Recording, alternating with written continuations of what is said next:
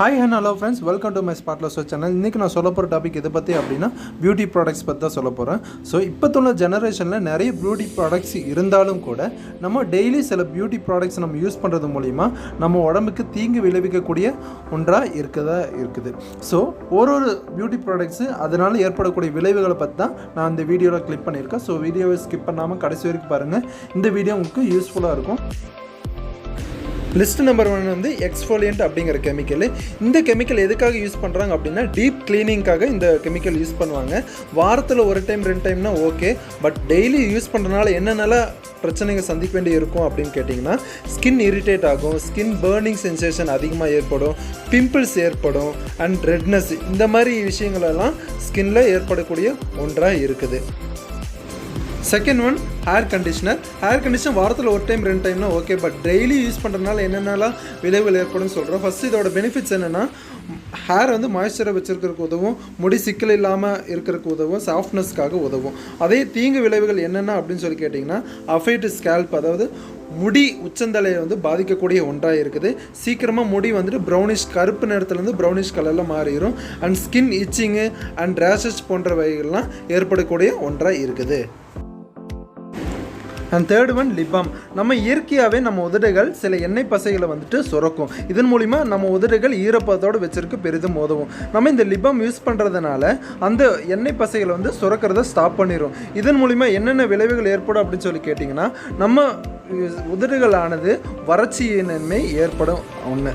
ரெண்டாவது விஷயம், இதன் காரணமாக உதடுகள் வெடிப்புகள் அதிகமாக ஏற்படும். அண்ட் தேர்ட் ஒன், நம்ம உதடுகளானது சீக்கிரமாக கருமை நிறம் அடைந்துடும்.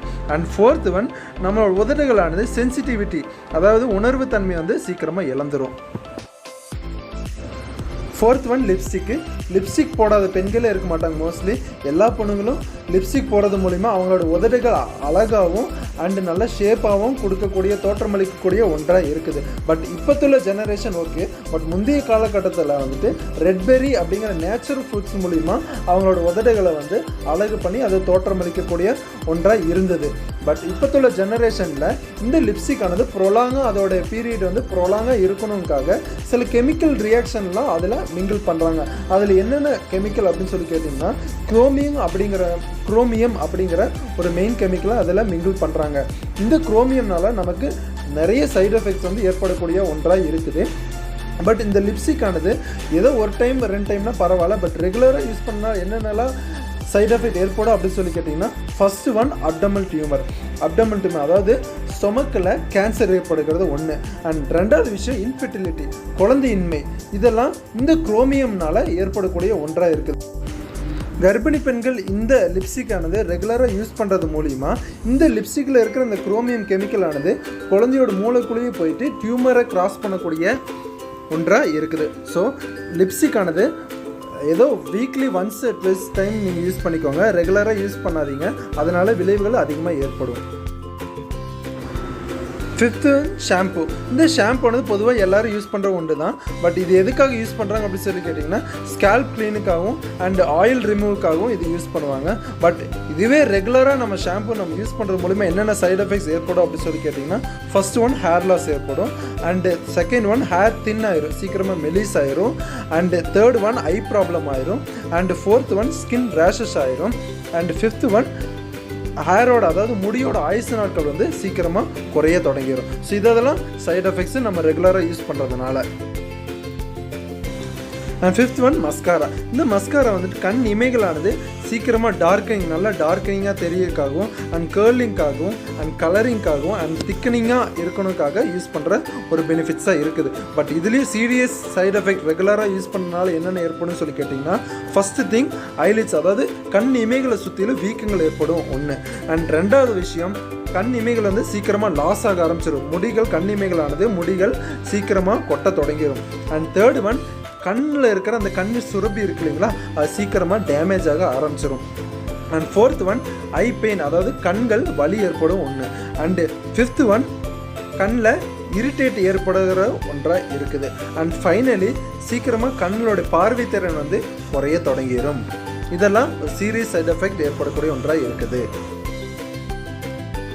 Seventh one premier. இந்த ப்ரீமியர் ஆனது பவுடர் ஃபார்ம்லேயும் இருக்குது, ஜெல் ஃபார்ம்லேயும் இருக்குது அண்ட் க்ரீம் ஃபார்ம்லேயும் இருக்குது. இது எதுக்காக யூஸ் பண்ணுறாங்க அப்படின்னு சொல்லி கேட்டிங்கன்னா மேக்கப் வந்து ப்ரொலாங்காக இருக்கணுக்காகவும் அண்ட் ஸ்மூத்திங்காக இருக்கிறதுக்காகவும் இந்த திங்ஸ் ஆனது யூஸ் பண்ணுவாங்க.